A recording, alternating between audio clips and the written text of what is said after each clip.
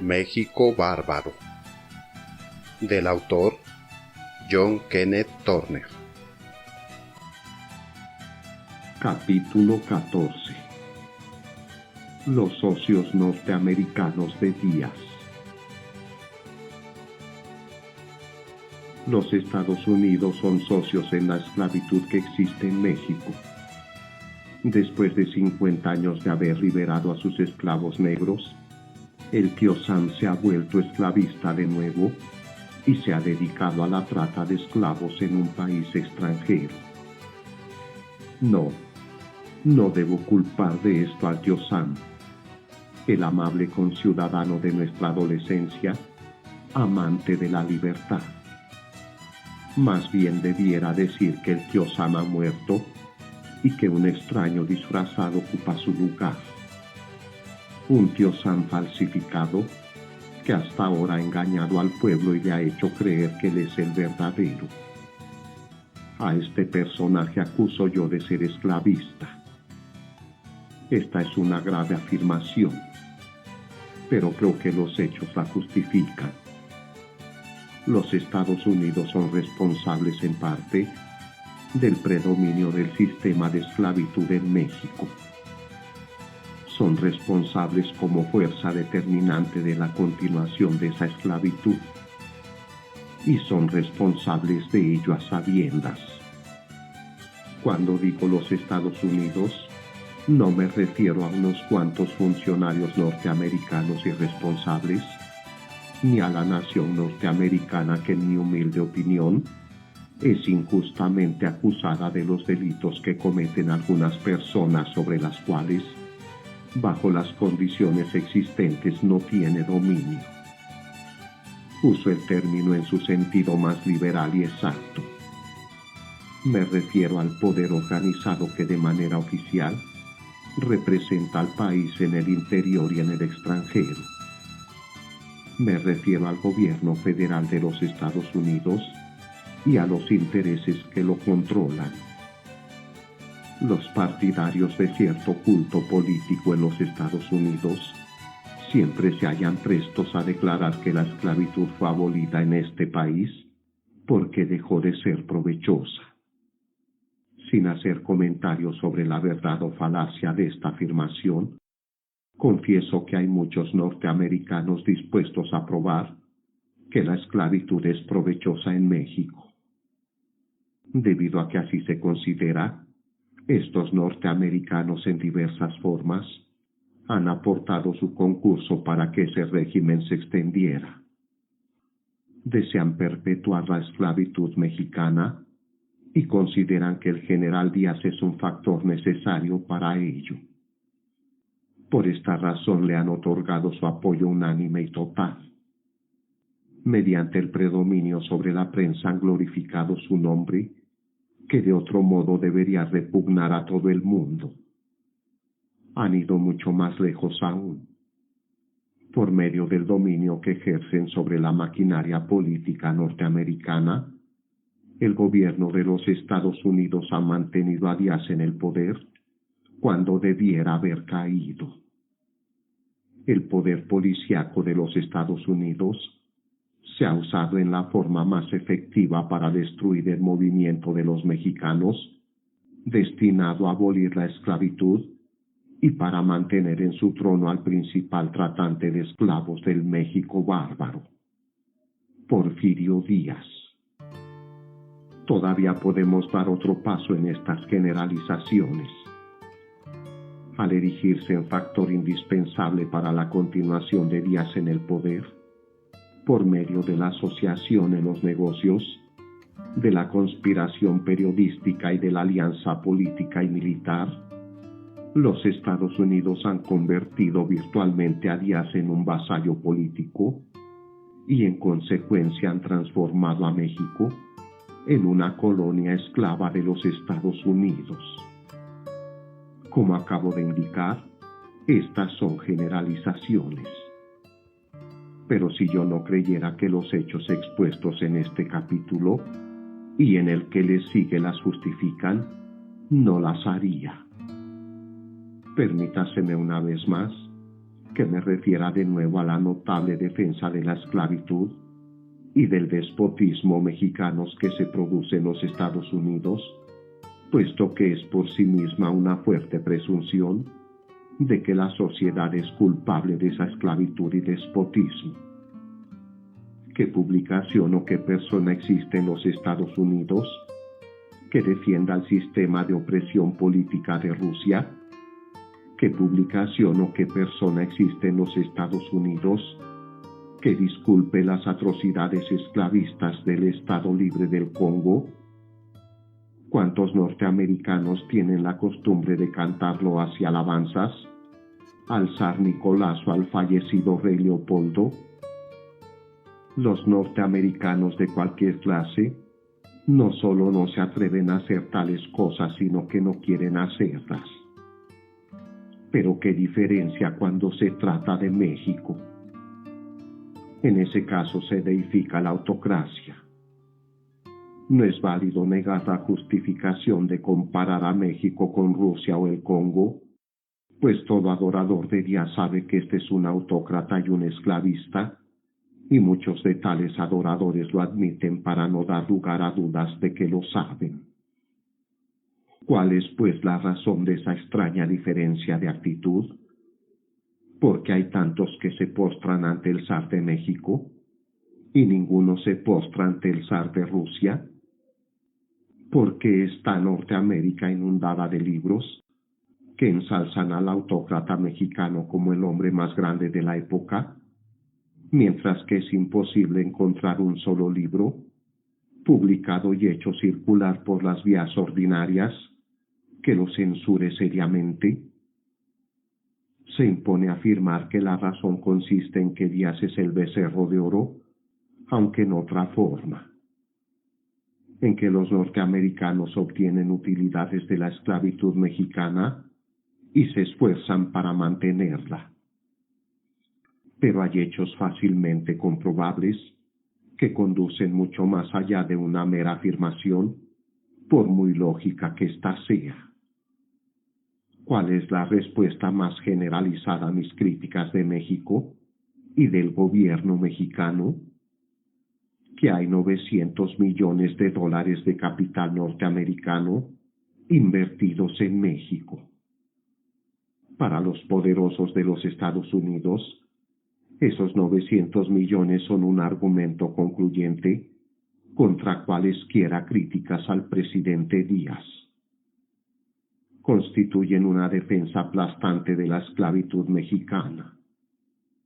Silencio, silencio, es la consigna que circula. Tenemos 900 millones de dólares que producen utilidades allí, y los publicistas norteamericanos obedientemente se callan.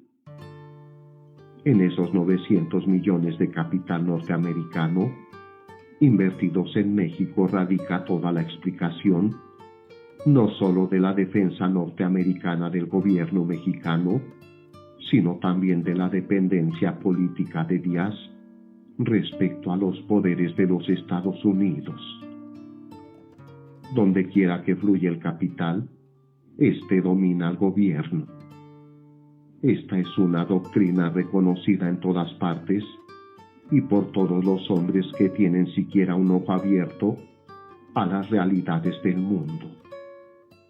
Una doctrina demostrada en los países en que se han concentrado grandes acumulaciones de capital durante el último o los 2 últimos decenios.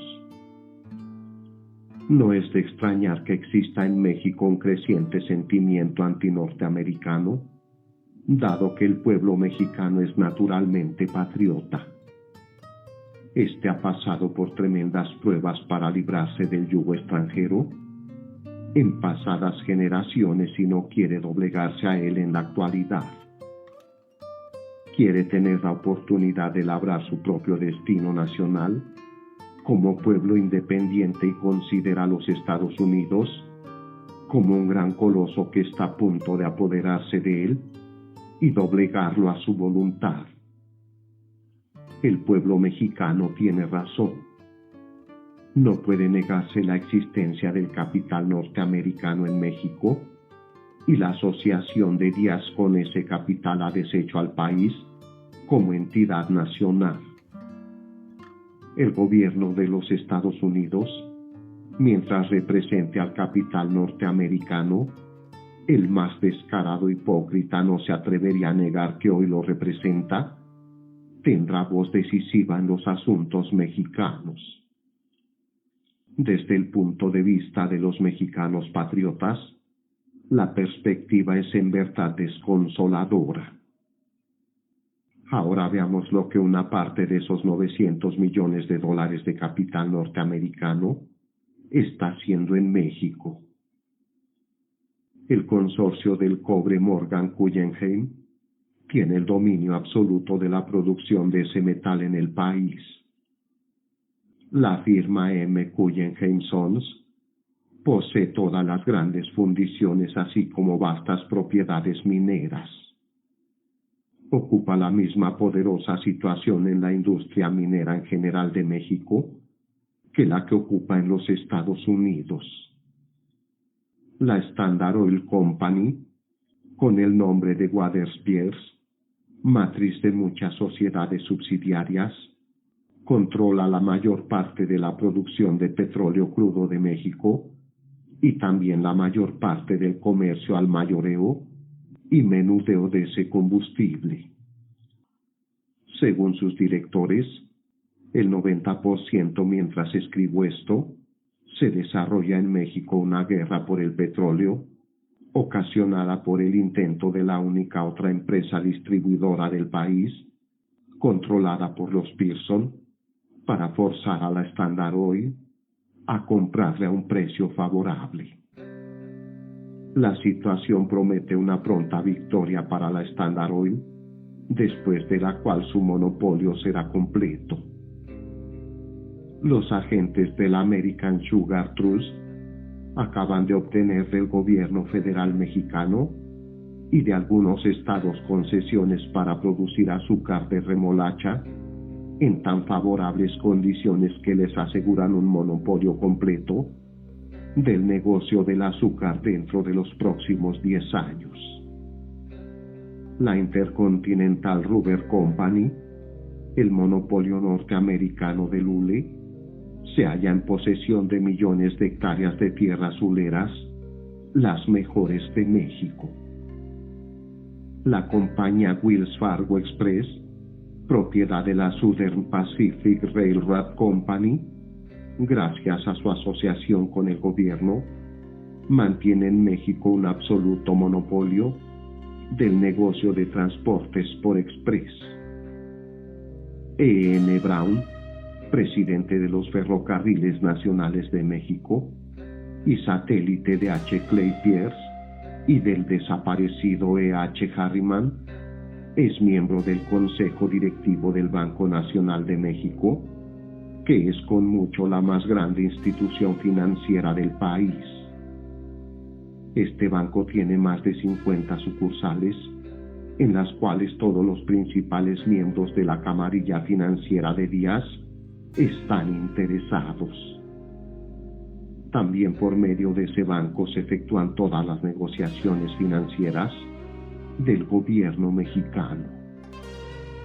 Por último, la Southern Pacific Railroad Company y sus aliados los herederos de Harriman, a pesar de la tan sonada consolidación de los ferrocarriles por parte del gobierno, poseen de modo completo o controlan casi en propiedad el 75% de las líneas ferrocarrileras más importantes, lo cual les permite imponer un monopolio sobre el comercio tan absoluto como en el caso de cualquier combinación ferrocarrilera de los Estados Unidos. Estas son tan solo algunas de las mayores concentraciones de capital norteamericano en México. Por ejemplo, los herederos de Harriman son dueños de 1 millón de hectáreas de terrenos petrolíferos en la región de Tampico, y varios otros norteamericanos tienen propiedades agrarias por millones de hectáreas. Los norteamericanos participan en las combinaciones que controlan el comercio de la carne y de la harina, y sus intereses puramente comerciales son por sí solos de gran cuantía. El 80% de las exportaciones mexicanas se hacen a los Estados Unidos y el 66% de las importaciones provienen también de los Estados Unidos. El comercio de este país con México alcanza 75 millones de dólares al año. Así se advierte lo que en realidad sucede en México. La norteamericanización de México, de la que tanto se jacta Wall Street, se está ejecutando como si fuera una venganza. No vale la pena detenerse en este problema para discutir por qué los mexicanos no se metieron antes a controlar sus industrias. No es como muchos escritores quisieran hacer creer, porque los norteamericanos sean el único pueblo inteligente del mundo, ni porque Dios hizo de los mexicanos un pueblo estúpido con la intención de que fuera gobernado por sus superiores. Una muy buena razón de que Díaz entregara su país en manos de los norteamericanos estriba en que estos tenían más dinero para pagar privilegios especiales. Mientras los mexicanos se empobrecían por la guerra para arrojar del país al extranjero Maximiliano, millares de norteamericanos hacían fortuna mediante contratos militares obtenidos con sobornos durante la Guerra de Secesión. Presentamos ahora 1 o 2 ejemplos de la forma en que los norteamericanos contribuyen a la extensión de la esclavitud. Tenemos las atrocidades contra los yaquis.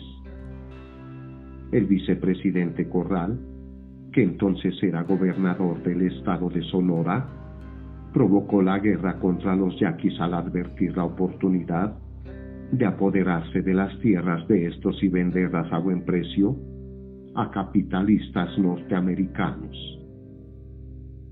La región yaqui es rica en recursos, tanto mineros como agrícolas, y tales capitalistas compraron las tierras cuando los indígenas estaban todavía en posesión de ellas. Entonces alentaron la guerra de exterminio y al final instigaron el plan de deportarlos a la esclavitud de Yucatán. Pero el capital norteamericano no se detuvo ahí. Siguió a las mujeres y a los niños yaquis lejos de sus hogares. Vio cómo se desmembraban las familias, cómo se forzaba a las mujeres a que vivieran con chinos, cómo se mataba a palos a los hombres. Vio estas cosas, las alentó y las ocultó a los ojos del mundo, debido a su interés en el precio de la fibra de Nequén, porque temió que al desaparecer el trabajo esclavizado, el precio de la fibra subiría. El American Cordage Trust, una rama de la Standard Oil, absorbe más de la mitad de las exportaciones de Nequén de Yucatán. La prensa de la Standard Oil declara que no hay esclavitud en México. El gobernador Fred N. Wahmer de Michigan negó públicamente mis denuncias sobre la esclavitud en Yucatán. El gobernador Wahmer tiene intereses en contratos de compra anual de esa fibra por valor de $500,000 a los esclavistas del Nequén yucateco. También los norteamericanos trabajan con esclavos. Los compran, los explotan, los encierran durante la noche, los azotan, los matan, exactamente igual que otros empresarios de México. Y admiten que hacen todo eso. Tengo en mi poder veintenas de confesiones de hacendados norteamericanos en las que afirman emplear mano de obra esencialmente esclavizada. En toda la región tropical del país, en las plantaciones de hule, de caña de azúcar, de frutas tropicales, Por todas partes se encuentran norteamericanos que compran, azotan, encierran y matan esclavos. Permítaseme citar una entrevista que tuve con un bien conocido y popular norteamericano de la metrópoli de Díaz, un hombre que durante 5 años administró una gran hacienda cerca de Santa Lucrecia.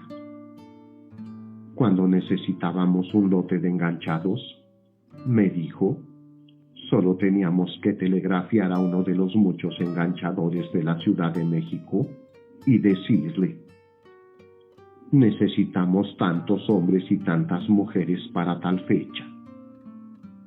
Algunas veces pedíamos 300 o 400, pero los enganchadores nunca dejaban de entregarnos con puntualidad la cantidad pedida. Los pagábamos a 50 pesos por cabeza, rechazando a los que no nos parecían bien, y eso era todo. Siempre los conservábamos mientras duraban. Es más saludable aquello que la misma Ciudad de México, agregó. Si se tienen medios para cuidarse, puede uno conservarse allí tan bien como en cualquier punto de la tierra. Menos de 5 minutos después de haber hecho esta declaración, expresó lo siguiente: sí, me acuerdo de un lote de 300 enganchados que recibimos una primavera.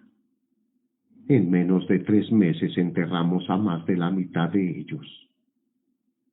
Se ha sabido que la mano de los tratantes norteamericanos de esclavos ha llegado hasta su propia patria, los Estados Unidos, para atrapar a sus víctimas.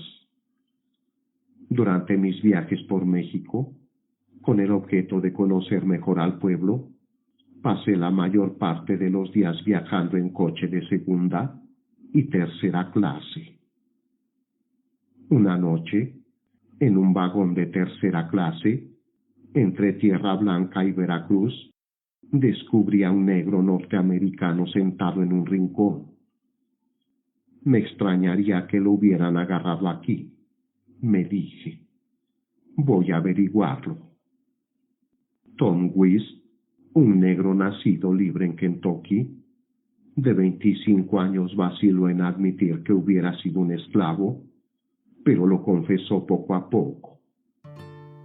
Yo estaba trabajando en una fábrica de tabiques en Kentucky, por $2 diarios. Habló Tom, cuando otro negro vino y me dijo que él sabía dónde podría yo ganar $3.75 diarios. Le dije, me iré contigo. Me dio un prospecto y al día siguiente me llevó a la oficina de la compañía y me dijeron lo mismo, $3.75 o $7.50.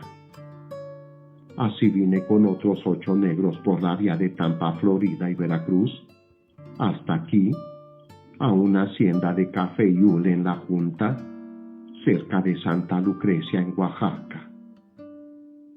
Después de una pausa, el negro continuó. $7.50 por día, ¿eh? $7.50.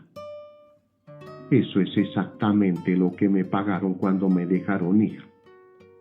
Después de 2 años salí corriendo, pero me agarraron y me devolvieron.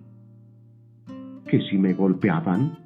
No, ellos golpeaban a muchos otros, pero a mí nunca. Ah, sí, algunas veces me dieron algunos palos con un bastón, pero no me dejaba azotar. No, señor, yo no. La hacienda que atrapó a Tom Weiss de Kentucky era propiedad de norteamericanos. Algunos meses después de haber hablado con él, tuve ocasión de conversar con una persona que se identificó como el amo de Tom, después de haberle contado la historia de este. Esos negros, me dijo el norteamericano, fueron un experimento que no resultó muy bien. Deben haber sido nuestros. pues no sé de nadie más por aquel rumbo que tuviera negros en la época que usted se refiere. ¿Los 7.50 por día? Ah, los agentes les prometían cualquier cosa con tal de atraparlos. Eso no era asunto nuestro. Nosotros tan solo los comprábamos, los pagábamos y después les hacíamos desquitar con trabajo el precio de compra antes de darles ningún dinero. Sí, los encerrábamos bajo llave por la noche y teníamos que vigilarlos durante el día con armas de fuego. Si trataban de escapar, los amarrábamos y les dábamos una buena paliza con un garrote. Las autoridades nos codeábamos con ellas. Eran amigos nuestros.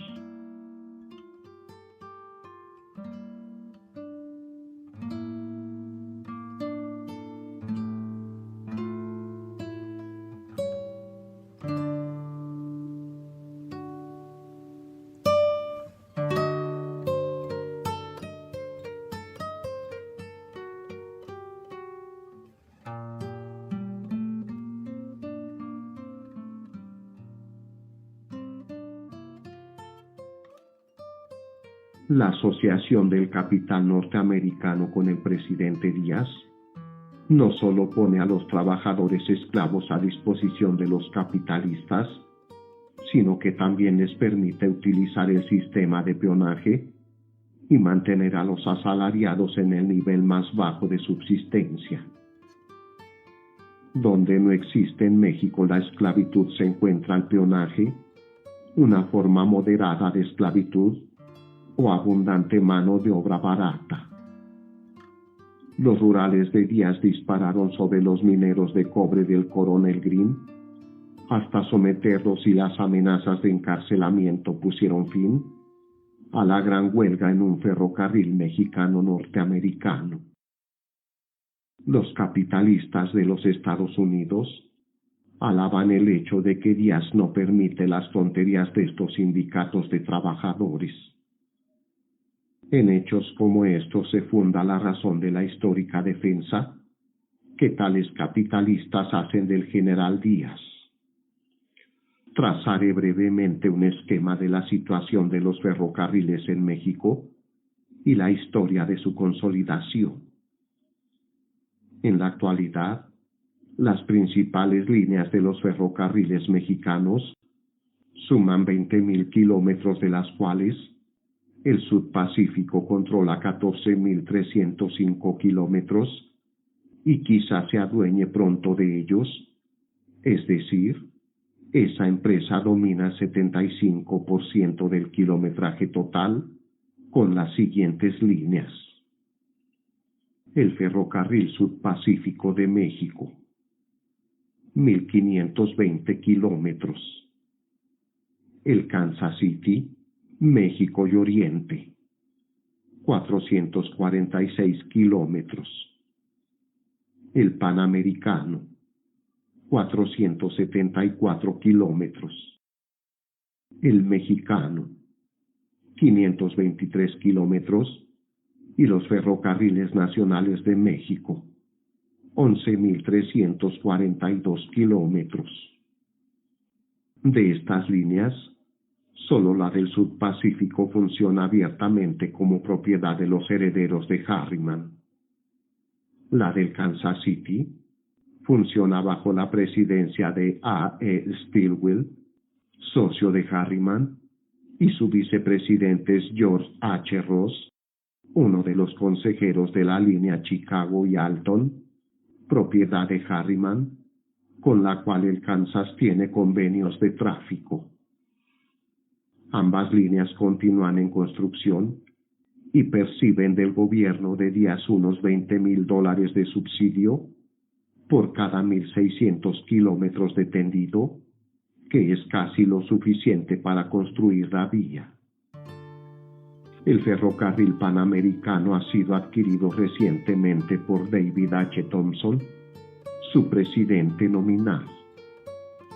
Thompson era embajador de los Estados Unidos en México donde parece haber representado ante todo los intereses de Harriman y después los demás intereses norteamericanos. Una vez que consiguió el ferrocarril, renunció a la embajada. Es un hecho en general aceptado que en la adquisición del ferrocarril Thomson representaba a Harriman. Los hombres de confianza de este están asociados con Thomson como consejeros de la empresa. El propósito especial de Thomson al adquirir el ferrocarril fue el incorporarlo al plan de Harriman para tender una ruta directa desde la frontera de Arizona hasta la América Central. Hasta donde se sabe, el único control que los intereses de Harriman ejercen sobre el ferrocarril mexicano se deriva de la formación de un cartel del transporte, tanto de carga como de pasajeros, entre el ferrocarril mexicano y los ferrocarriles nacionales de México. Tal es el trasfondo de la consolidación de los ferrocarriles mexicanos, según lo obtuve de fuentes irrecusables, mientras trabajaba como reportero del Mexican Daily Herald en la primavera de 1909.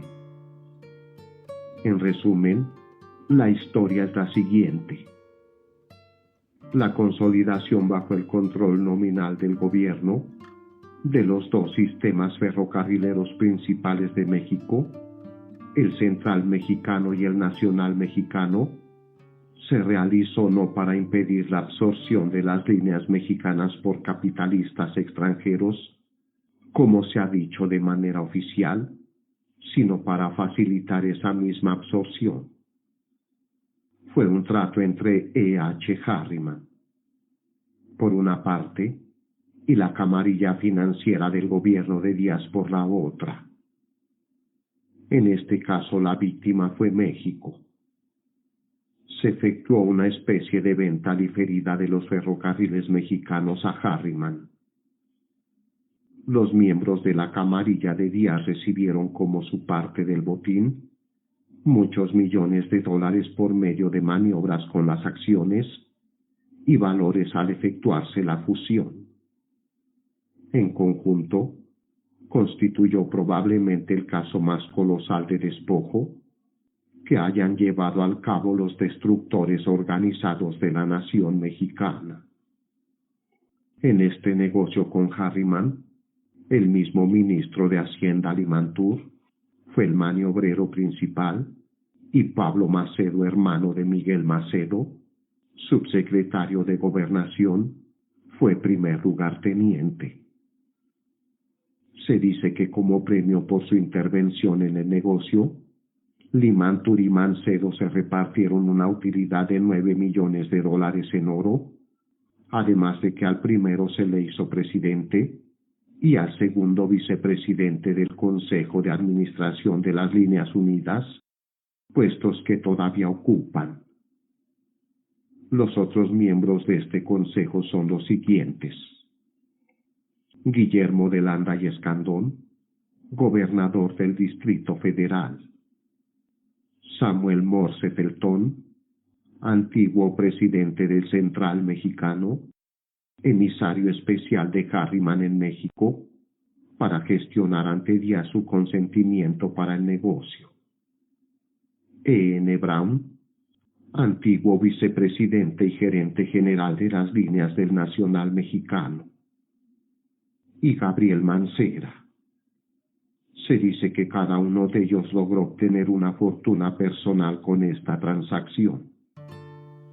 Los ferrocarriles nacionales de México, como se les conoce oficialmente, además del Consejo General de Administración, tienen otro Consejo de Administración en Nueva York, integrado por los incondicionales de Harriman, que son los siguientes: William H. Nichols, Ernest Thalman, James N. Wallace, James Payer, Bradley W. Palmer, H. Clay Pierce, Clay Arthur Pierce, Henry S. Pries, Evan Richards y H. C. P. Channon. No se sabe si el robo de los ferrocarriles mexicanos fue concebido para el cerebro de Limantour o el de Harriman, pero parece que aquel intentó realizar primero la consolidación sin la ayuda de Harriman. Hace unos 4 años, Limantour y Pablo Martínez del Río, propietario del Mexican Herald y gerente del Banco Nacional de México, se lanzaron al mercado y compraron grandes cantidades de acciones del Central Mexicano y del Nacional Mexicano, y después presentaron a Díaz el proyecto de fusión que éste rechazó de plano. Limantour y Martínez del Río sufrieron fuertes pérdidas, las cuales causaron a Martínez del Río tal disgusto que éste murió poco después. Se supone que solo entonces Limantour se dirigió a Harriman, quien de inmediato aceptó el proyecto y lo llevó a término con gran provecho para él. Harriman poseía algunas acciones del Central Mexicano, pero el 51% de esta empresa era propiedad de H. Clay Pierce. Al producirse los primeros rumores del pánico de 1907, se persuadió a Pierce de que hipotecase con Harriman toda su participación. Después de conseguir una mayoría de 80% a 85% del activo del Central Mexicano, Harriman envió a Samuel Morse Felton, uno de los más hábiles especuladores con ferrocarriles de los Estados Unidos, a negociar con Díaz el proyecto de consolidación. Allí donde Limantour había fracasado, Felton obtuvo éxito y se informó al mundo que el gobierno mexicano había realizado una gran hazaña financiera al asegurar la propiedad y dominio de sus líneas ferroviarias. Se anunció que el gobierno había logrado en realidad el 51% de las acciones de la empresa consolidada y también se le consideró como dueño nominal de la situación. Pero en ese trato, Harriman pudo cargar tan pesadas obligaciones sobre la nueva empresa que es casi seguro que sus herederos le embargarán tarde o temprano por sus derechos. Los sistemas del Central Mexicano y del Nacional Mexicano son vías construidas muy pobremente. Su material rodante es de muy baja calidad. Al tiempo de efectuarse la fusión, la longitud de ambos era de 8.650 kilómetros y se capitalizaron en 615 millones de oro, o sea 71.099 por kilómetro, con que hubo inmenso margen para valorizar las acciones. El Central Mexicano tenía ya 30 años de construido y sin embargo nunca había pagado dividendos. El Nacional Mexicano tenía más de 25 años y había pagado menos del 2%, no obstante, en la exagerada capitalización del nuevo organismo, se observa que la empresa se compromete a pagar 4.5% de interés sobre los bonos por valor de 225 millones y 4% por obligaciones con valor de 160 millones, es decir, 16.525 millones por intereses al año, en pagos semestrales. Como resultado del negocio de la consolidación, se supone que Harriman recibió, además de las acciones y bonos consolidados, una cantidad en efectivo y concesiones y subsidios especiales secretos para su ferrocarril de la costa occidental. Harriman forjó el contrato sobre la base del pago de intereses por obligaciones del nuevo organismo, y sus sucesores obligarán a que les cubran tales intereses o embargarán las propiedades. Mientras Díaz permanezca en el poder, mientras el gobierno mexicano sea bueno, es decir, mientras continúe asociado el capital norteamericano, el asunto puede arreglarse, si no en otra forma, con cubrir los déficits con cargo al Tesoro mexicano. Pero tan pronto como se presente alguna dificultad, se espera que el gobierno se haya incapacitado para pagar y las líneas llegarán a ser norteamericanas tanto de nombre como de hecho. Dificultades. Esta palabra resulta en esto sumamente significativa. Una revolución traería consigo dificultades, pues toda revolución mexicana en el pasado ha impuesto la necesidad de que el gobierno rechace sus obligaciones nacionales durante algún tiempo. Así, el paso final en la completa norteamericanización de los ferrocarriles de México será una de las amenazas que se mantengan sobre el pueblo para impedirle que derroque a un gobierno que es especialmente favorable al capital norteamericano. Dificultades. Las dificultades aparecerán también cuando México intente borrar las trazas de la indebida influencia norteamericana. Los Estados Unidos intervendrán con un ejército si es necesario para someter a Díaz o a un sucesor a continuar la especial asociación con el capital norteamericano. En caso de una revolución grave, los Estados Unidos intervendrán con el pretexto de proteger al capital norteamericano y la intervención destruirá la última esperanza de México para obtener una existencia nacional independiente. Los patriotas mexicanos no pueden olvidar esto, porque la propia prensa de Díaz lo hace saber a diario. De este modo, la amenaza del ejército norteamericano es otra de las influencias que impiden al país hacer una revolución contra la autocracia de Díaz. El capital norteamericano no está por ahora en favor de la anexión política de México.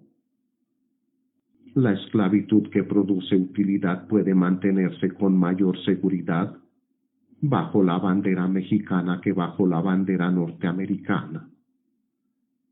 Mientras se pueda dominar a México, mientras se le pueda mantener como una colonia de esclavos, no hay necesidad de anexarlo, pues una vez anexado, la protesta del pueblo norteamericano sería tan grande que se haría necesario abolir la esclavitud o disfrazarla bajo formas menos brutales y descaradas. La anexión vendrá solo cuando no se pueda dominar al país por otros medios. No obstante, esta amenaza se mantiene ahora como un garrote sobre el pueblo para impedir de que derroque a Díaz por la fuerza. Hago suposiciones cuando profetizo que los Estados Unidos intervendrán en el caso de una revolución contra Díaz, no tanto porque los Estados Unidos ya han intervenido por ese preciso motivo. Han esperado a que la revolución asumiera grave aspecto, pero han prestado su apoyo a Díaz de la manera más vigorosa al aplastar los primeros síntomas de esa revolución. El presidente Taft y el procurador general Wickersham, a petición del capital norteamericano, ya han puesto el gobierno de los Estados Unidos al servicio de Díaz para ayudarle a aplastar una incipiente revolución que por motivos justificados no pueda compararse ni por un momento con la norteamericana de 1776. Se dice que el procurador general Wickersham es un fuerte accionista de los ferrocarriles nacionales de México, y Henry W. Taft, hermano del presidente, es consejero general de la misma empresa. Puede entenderse por ello que estos funcionarios tienen tanto un interés personal como político en mantener el sistema de Díaz. Durante los últimos 2 años, el gobierno de los Estados Unidos 3 veces ha enviado rápidamente fuerzas militares a la frontera mexicana para aplastar un movimiento liberal que se había alzado contra el autócrata de México. De modo constante durante los últimos 3 años, el gobierno norteamericano ha utilizado su servicio secreto, su Departamento de Justicia, sus funcionarios de migración y sus vigilantes fronterizos para mantener en los estados próximos a la frontera un reinado de terror para los mexicanos. Se ha dedicado sin reservas a exterminar a los refugiados políticos de México, a los que han buscado la seguridad lejos del alcance de los largos tentáculos de Díaz, en la tierra de los libres y el hogar de los bravos.